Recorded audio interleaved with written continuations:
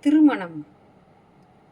கல்யாணப் பொன்னும் மாப்பிள்ளையும் உற்சாக அலையில் மிதக்க, மங்கள இசை கலகலப்பாக காற்றில் மிதக்க, சுகந்த மலர்கள் கலை ரசனையோடு அலங்கரிக்கப்பட, மலர்ந்த மனத்தோடு அனைவரும் வாழ்த்த, உதயமாகிறது ஒரு புதிய இனிய உறவு.